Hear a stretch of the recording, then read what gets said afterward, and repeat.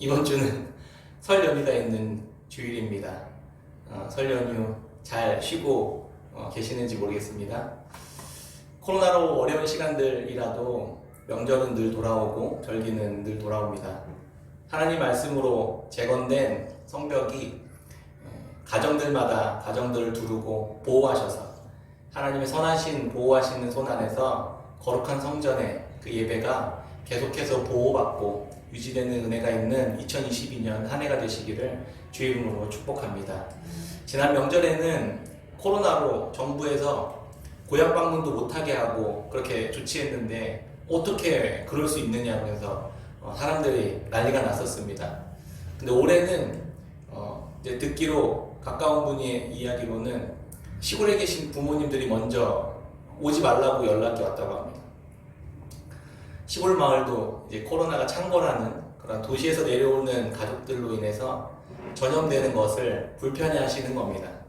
우리 민족 고유의 명절이 고향을 찾고 제사를 지내면서 조상들을 모시는 이런 뿌리 깊은 전통들이 코로나로 쉽게 이 우선순위들이 뒤로 밀리는 그런 것들을 보면서 진짜 코로나가 또 참 대단한 힘이 있구나, 이런 문화도 움직이고 사람들의 인식까지 바꾸는 힘이 있구나, 이런 생각을 또 하게 되었습니다. 얼마 전에 제가 속한 윤씨 집안의 족보에 대해서 가족들과 짧게 나눈 적이 있었습니다. 저는 어릴 때부터 하나님을 믿는 사람이었으니까 제 마음속에는 뭐 집안의 족보 같은 게 또 뭐가 이렇게 중요하나, 이런 속으로 그런 생각을 하고 있었습니다. 족보나 가문이 밥 먹여주냐, 아무짝에도 쓸모없는 족보 끌어안고 다 지난 과거 조상들의 업적에 대해 말하는 게 도대체 무슨 의미가 있나, 그런 생각을 하긴 했었습니다. 그런데 부모님과 대화를 나누면서 우리 집안, 이제 종중이라고 하죠, 공동선조를 가진 가족들의 모임에 재산이 수십억이나 되고 땅이 어마어마하다는 소식을 들었습니다. 귀가 솔깃해지더라고요. 나중에 그 재산을 나누게 되면 받을 수 있는 권리를 가질 수 있는 기준이 되는 게 뭐냐면 바로 족보라고 하는 이야기를 들었습니다. 그래서 아들과 딸, 손자, 손녀 다 이름을 족보에 이름을 올리셨다고 저희 아버님이 말씀해 주셨습니다. 그래서 그 순간 제가 족보 되게 중요한 거구나 되게 중요한 거구나 생각했습니다. 이 사람이 누구의 자손인지 누구의 후손인지 증명해주고 확인해줄 수 있는 문서가 족보가 되는 셈입니다. 나중에 제가 유산을 물려받게 되면 거하게 한 톡 쏘도록 하겠습니다. 요즘 에스라 느헤미야 말씀을 묵상하고 있는데 중간중간 자주 만나게 되는 장면이 족보가 나오는 장면입니다. 누군지도 모르는 이런 이름들, 알아도 우리에게는 하나도 의미도 없고 쓸데도 없는 이 족보의 이름들이 나열되어 있습니다. 그러나 이들에게 족보는 정말 중요한 역할들을 합니다. 시간이 지나고 세대가 지나서 무언가를 확증해주는 역할을 이들에게 해줄 것이기 때문입니다. 에스라도 4번에 걸쳐서 집안마다 이름들이 길게 나열되는 장면들을 만나게 됩니다. 이 사람의 후손이 누구고 어느 집안의 사람이고 이 사람은 어떤 선택을 했는지 기록되어 있습니다. 우리는 이 명단을 통해서 어떤 일이 일어나는지 알 수 있습니다. 첫 번째 명단은 바벨론 포로에서 1차로 귀환한 사람들의 명단이었습니다. 특히 레위인들과 제사장들과 유다 베냐민 지파 족장들을 중심으로 일어났던 사람들이었습니다. 나머지 다른 지파들에 대해서는 언급이 없었습니다. 하나님께서 바사와 고레스의 입을 통해서 자유와 회복을 다시 선포하시고 돌아가서 성전을 다시 재건해라, 이렇게 명령하셨습니다. 거기에 대해서 강제성은 없었습니다.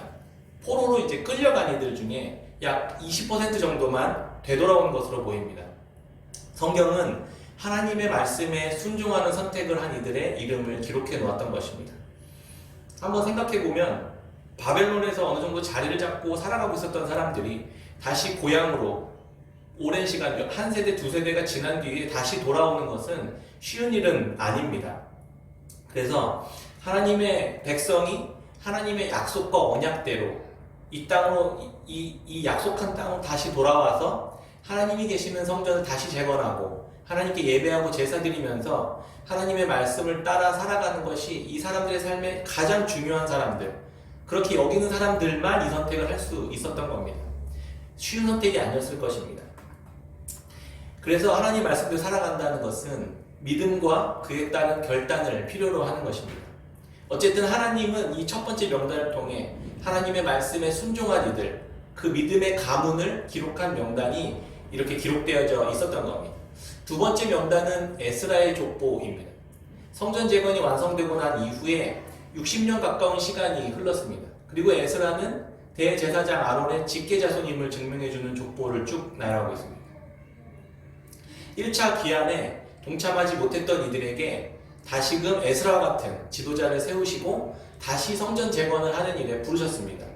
돌로 지은 성전은 완성됐지만 말씀대로 순종하는 사람들의 마음의 훈련, 그렇게 말씀대로 살아가는 내면의 성전을 회복하기 위해 하나님이 2차 포로 귀환자들을 보내셨던 것입니다.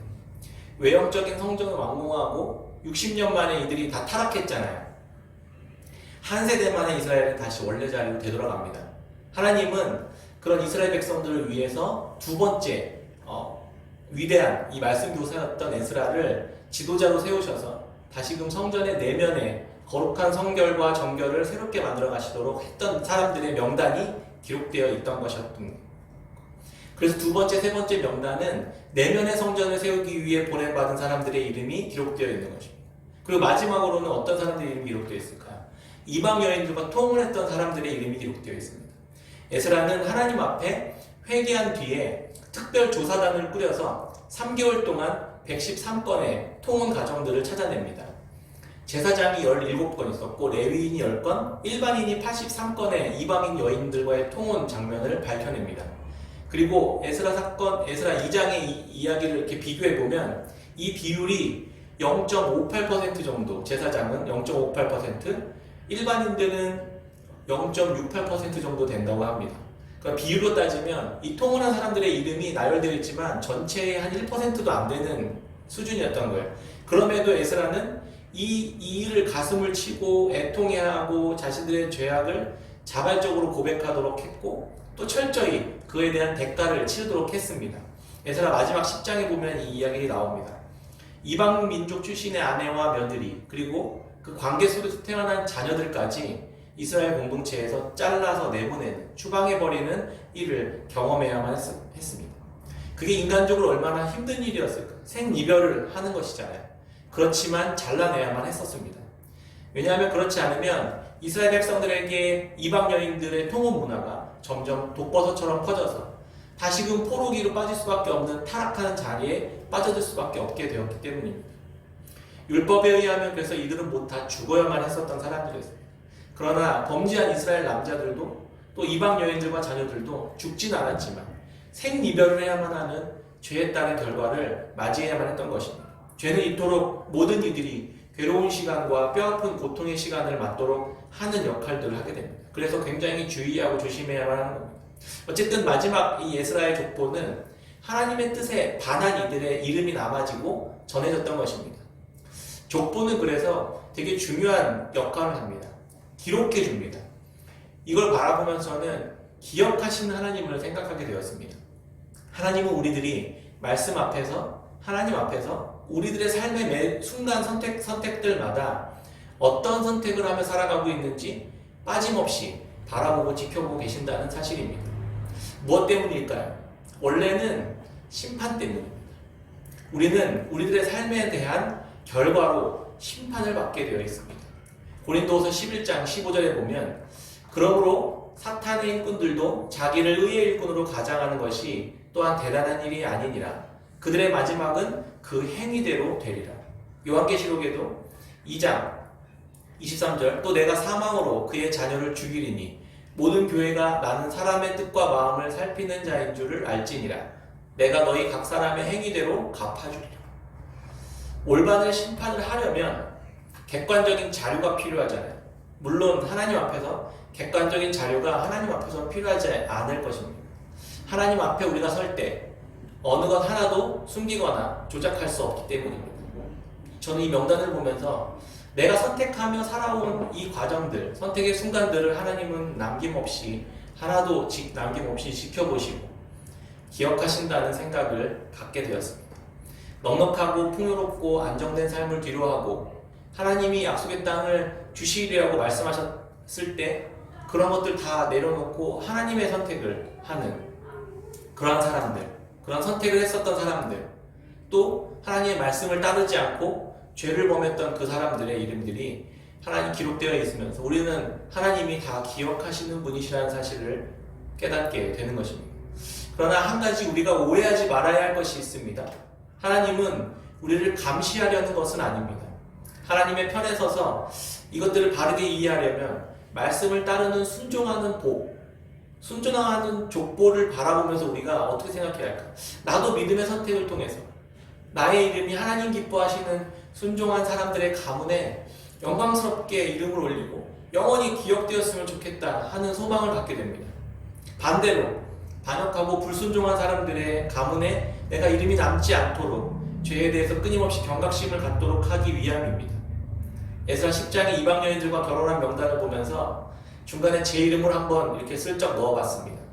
에스라 10장 25절 26절에 이스라엘 중에서는 바로스 자손 중에서는 라мя와 이시야와 말기야와 미야민과 엘르아살과 말기야와 분하야요, 엘람 자손 중에서는 마따냐와 스가랴와 여이엘과 압디와 여레목과 윤세범과 엘리야요. 이렇게 만약에 나의 이름이, 나의 가문이 어디에 남을 것인지 진지하게 생각해보는 것은 대단히 중요한 것 같습니다.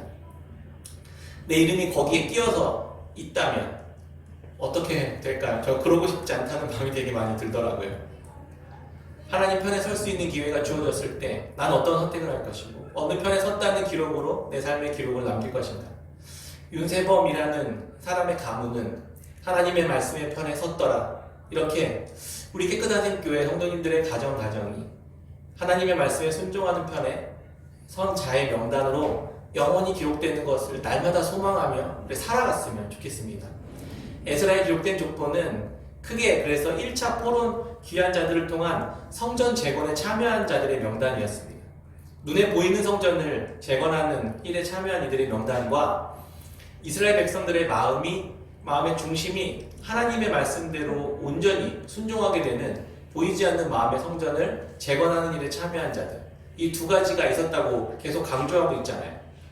그리고 불순종한 자들, 돌로 지은 성전과 보이지 않는 성전을 재건하는 일에 에스라서를 통해서 하나님이 계속 강조하고 있었던 것입니다.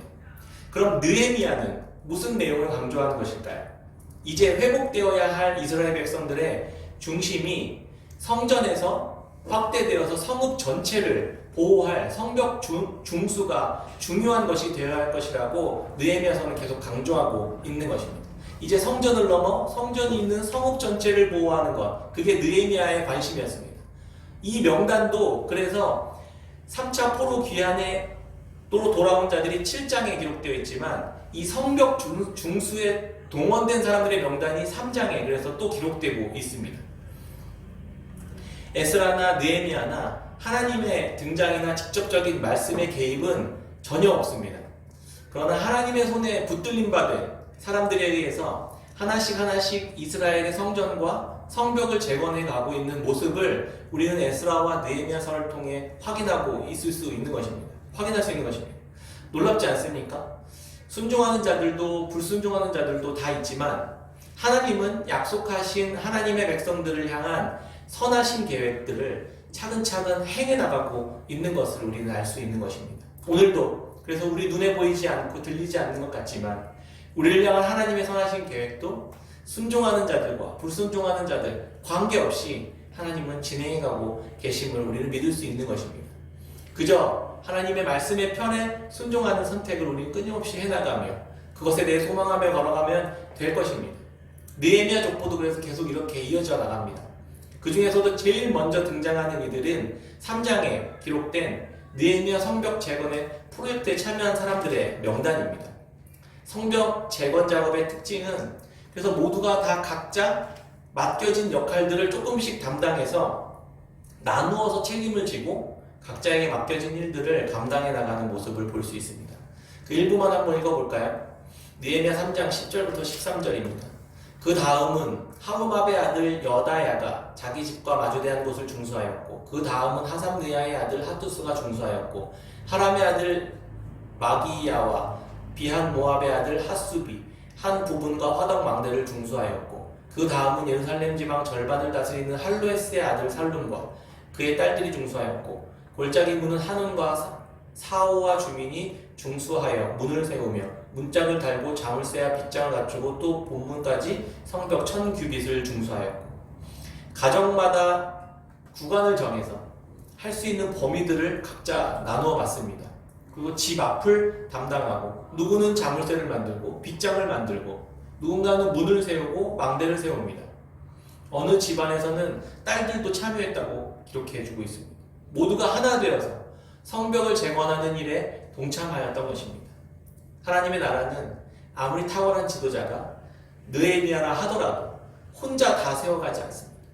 모두가 다 각자 역할마다 재능마다 은사로 참여할 수 있는 영역들을 나누어 주시고, 그것을 땀 흘려 수고하고 희생하며 그것들을 애써갈 때 세워져 가는 것을 알 수 있습니다. 제사장, 레위인, 남녀노소, 다른 지역 사람들 할 것 없이 모두가 다 예루살렘 성읍을 보호하는 그 성벽 재건하는 일에 공동의 목적을 가지고 함께 일사불란하게 일어나고 있었던 것입니다. 하나님께서 우리 삶을 보호하시는 그 성벽을 재건하는데 우리가 모두 나에게 적합하고 알맞은 역할들을 다 맡기실 것입니다. 우리가 그것들을 나에게 맡기신 역할이 무엇일지, 이 성벽을 재건하기 위해 맡기시는 일들이 무엇일지 하나님 앞에 늘 기도하며 생각해 보았으면 좋겠습니다. 그리고 그 일들을 땀 흘려 수고하고 애쓰며 함께 세워갈 때 우리 모두가 함께 보호되는 성벽이 재건되어지는 것입니다. 누군가는 기도로, 누군가는 나눔과 섬김으로, 봉사적으로, 자발적으로 이렇게 나서주셔서 우리 교회는 아주 조금씩 그렇게 안전하게 성벽들이 재건되어가는 것들을 보면서 감사하는 생각이 들었습니다. 이렇게 성벽 재건에 너나 할 것 없이 느헤미야를 중심으로 참여하게 됩니다. 알 수 없는 정말 한 번도 들어본 적 없는 무명의 사람들이 각자 맡겨진 역할들을 감당하며 성벽을 세워갑니다. 느헤미야는 전체 구간을 54개 구간으로 나누고 10개의 성문들을 완성합니다. 75명의 대표자들을 세워서 각자의 일을 나누어 맡겼습니다. 느헤미야 리더십과 정치적인 능력들을 바라볼 수 있는 것입니다. 성벽 재건처럼 성벽 재건에 참여한 이들의 명단이 이렇게 기록에 남아있습니다. 예수님과 함께 별로 중요해 보이지 않는다 하더라도 내 앞에 주어진 아주 작은 일들, 또 내 은사로 섬기는 그러한 일들이 드러나지 않는 그 모든 일들 모두가 그리스도 안에서 행해 나간다면 너무나 소중한 하나님 나라의 성벽이 이 재건되는 일로 하나님 앞에서 기억될 것입니다. 아주 작은 일, 우리 같은 무명한 사람들이 감당해야 하는 일들마저도 하나님은 잊지 않으시고 반드시 기억하시고 그것을 영원히 기록해 두고 계신다는 사실들이 너무나 감격스럽고 너무 행복하고 또 그 일들에 그래서 굉장히 충성하게 되고 싶다는 마음을 갖게 되는 것입니다. 그러나 이 와중에도 여전히 성벽 재건에 불참하는 이들의 명단도 기록되어 있습니다. 느헤미야 3장 5절에 그 다음은 드보와 사람들이 중수하였으나 그 귀족들은 그들의 주인들의 공사를 분담하지 아니하였으며, 여전히 참여하지 않는 이들이 또 있습니다. 왜 공사에 참여하지 않았는지 알 수 없습니다. 그러나 이게 불가능할 거라고 생각했었는지 믿지 않았는지 그렇게 생각했을 수도 있습니다. 140년 동안 한 번도 시도해 본 적 없는 이 어마어마한 일들을 도대체 내가 이거 조금 감당한다고 이게 되겠어? 이런 일들을 이렇게 생각했었던 사람들이 있었을 수도 있겠습니다. 결국 하나님의 약속이 성취되는데 자기 자신은 하나도 동참하지 못한 사람으로 이름이 남기게 되는 것입니다. 작지만 믿음으로 순종할 때에 하나님의 어마어마한 나라의 성벽을 재건하는 일에 우리가 이름을 올릴 수 있게 되는 것입니다. 근데 어떻게 이 하나님의 말씀이 오늘날 우리에게도 에스라나 느헤미야처럼 성벽 재건과 성전 건설이라는 시대적인 사명에 참여하고 앞서는 자가 되어서 하나님의 말씀에 이렇게 참여한 이들로, 그런 인물로 남을 수 있을까요? 느헤미야의 그래서 부르심을 받는 장면들을 함께 짧게 살펴보고 마치도록 하겠습니다. 느헤미야는 에스라가 귀환한 이후에 13년 뒤에 3차로 귀환한 정치 지도자였습니다. 에스라와 거의 동시대에 함께 살았고 성벽과 성전을 완성하는 데 함께 협력한 사람이었습니다. 에스라는 종교적 지도자였고 느헤미야는 실력 있고 능력 있는 정치 지도자였습니다. 느헤미야는 에스라보다 더 아닥사스다 왕의 신임을 받는 아주 높은 관직에 있었던 사람이었습니다. 느헤미야는 우리가 잘 알고 있는 대로 탁월한 리더십을 가지고 예루살렘 성벽을 52일 만에 완성해버렸습니다. 느헤미야가 성벽 재건을 하기 위한 마음을 어떻게 갖게 되었을까요? 느헤미야는 에스라가 13년 전 2차 귀환하는 모습을 아마 바벨론에서 알고 있었을 거예요. 그리고 그는 늘 그 멀리 한 1500km 떨어져 있는 그 동족 예루살렘에 있는 이스라엘 백성들의 소식에, 상황들에 늘 귀를 기울이고 있었습니다. 어느 날 그는 충격적인 소식을 듣습니다. 느헤미야 1장 2절 3절입니다.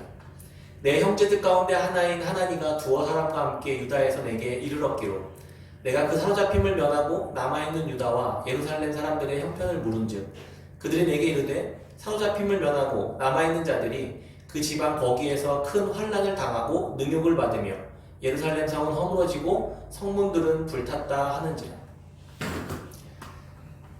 1차, 2차로 이스라엘 백성들이 부푼 꿈을 안고 예루살렘으로 돌아가서 성전을 재건하고 하나님을 예배하는 일을 시작했지만 들려오는 소식은 우울한 소식이었습니다. 그들이 큰 환난을 당하고 능욕을 받고 예루살렘 성은 허물어지고 성문들은 불타고 있다는 소식을 듣습니다. 성전을 재건하면서 방해하는 이들의 모함과 반대로 중간에 아닥사스다 왕은 성벽 재건을 중단시키기도 했습니다. 성벽이 바벨론 왕의 느부갓네살에 의해서 완전히 파괴된 이후로 그 상태로 가만히 있으니까 주변 나라들이 군사들을 이끌고 아무 때나 막 쳐들어왔던 거예요. 약탈하고 짓밟고 그렇게 황폐하게 했었던 것입니다. 소명이라는 것은 하나님이 이 시대적으로 우리에게 맡기신 일이 무엇인지 발견하는 그 소명이라는 것은 하나님의 사람들, 교회, 하나님의 백성들이 어떻게 지금 생활하고 있는지 귀 기울일 때 발견할 수 있게 된다는 겁니다. 그들에 대한 긍휼과 관심에서 시작됩니다. 하나님의 언약 백성들, 그들의 관심과 그들의 고통과 괴로움에 대한 소식을 듣는 데서부터 시작됩니다. 성전도 있었고 제사도 지냈습니다. 그런데 성전만 중간에 덩그러니 있으니까 그 성전과 그 백성들을 보호하는 성벽이라는 울타리가 군사력, 정치력, 경제력이 아무것도 없었던 거예요. 그러니까 예배만 드리는 그냥 성전만 덩그러니 있었던 겁니다. 그러니 성전에서 제사를 드리다가도 노략을 당하고 약탈당하고 수치와 수모를 당하고 있었던 겁니다. 정치적, 군사적 능력의 그런 지도력을 가지고 있었던 그 느헤미야는 내가 저 부분을 감당해야겠구나라는 마음을 갖게 되었던 겁니다. 내가 가진 것이 무엇입니까? 내가 있는 위치가 무엇입니까? 그리고 내가 바라봐야 할 성전 사람들에 대해 필요가 무엇입니까? 이 두 개가 만날 때 하나님이 이 시대에 내가 해야 할 성벽 재건의 역할들이 무엇인지 발견할 수 있게 된다는 것입니다. 이게 소명이라는 겁니다. 느헤미야는 그 정보를 받고 반응합니다. 슬퍼하며 가슴 아파했습니다. 그리고 제일 먼저 하나님 앞에 기도합니다. 느헤미야 1장 4절 5절입니다. 내가 이 말을 듣고 앉아서 울고 수일 동안 슬퍼하며 하늘의 하나님 앞에 금식하며 기도하여 이르되 하늘의 하나님 여호와 크고 두려우신 하나님이여 주를 사랑하고 주의 계명을 지키는 자에게 언약을 지키시며 긍휼을 베푸시는 주여 간구하나이다. 느헤미야는 정치인이고 높은 자리에 있는 사람이었지만 그는 하나님을 자신의 삶뿐만이 아니라 온 땅 위에 계신 왕으로 모시고 있는 사람이었습니다.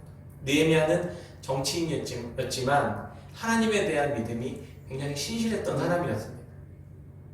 왜 우리 민족을 이렇게 포로로 끌려가서 이렇게 힘들게 하고 고통스럽게 하고 괴롭게 하냐며 하나님을 원망하고 불평하지 않았습니다.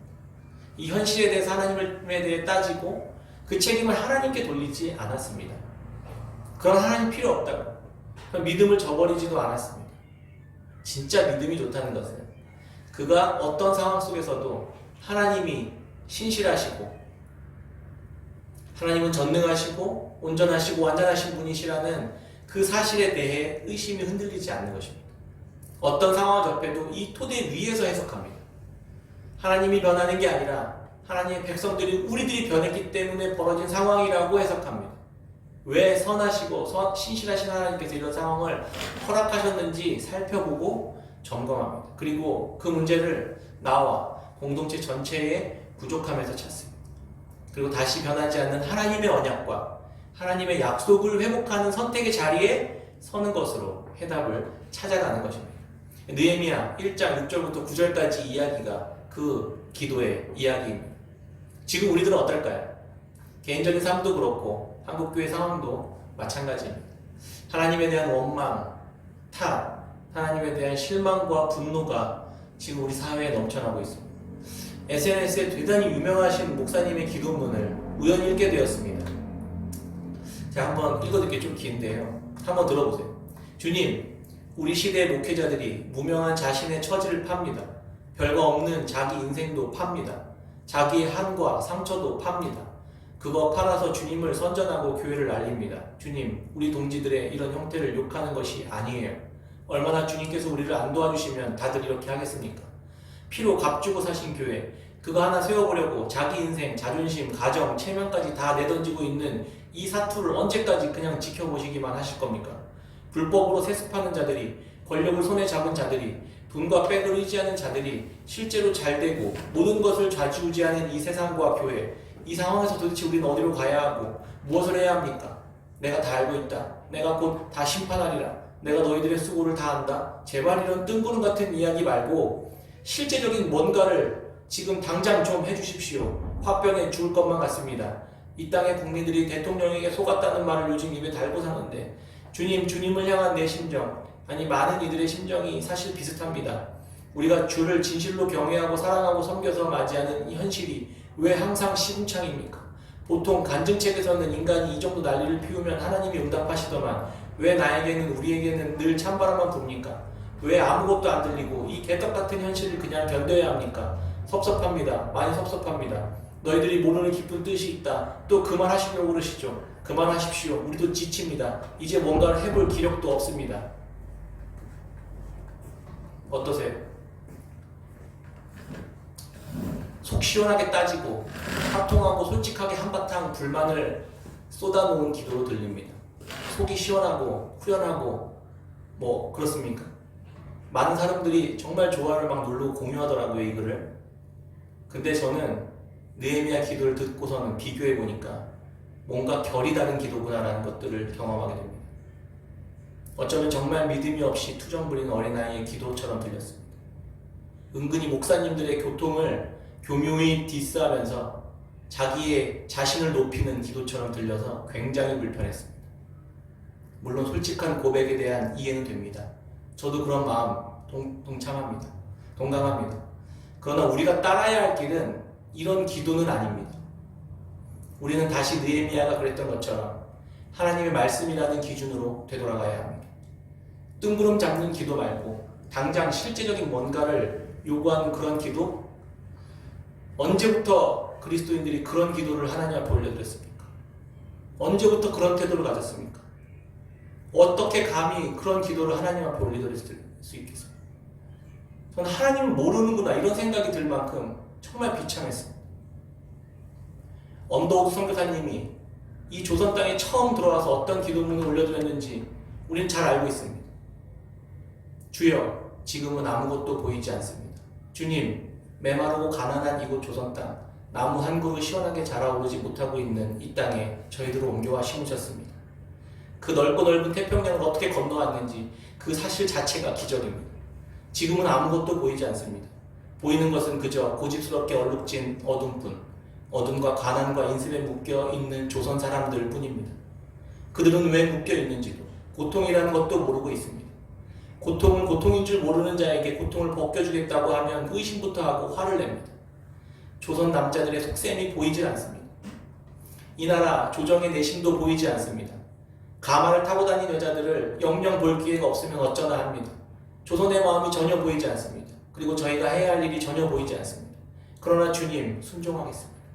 겸손하게 순종할 때 주께서 일을 시작하시고 그 하시는 일은 우리들의 영적인 눈으로 볼 수 있는 날이 있을 줄 믿나이다. 믿음은 바라는 것들의 신상이요 보이지 못하는 것들의 증거니라고 하신 말씀을 따라 조선의 믿음의 앞날을 볼 수 있게 될 것을 분명히 믿습니다.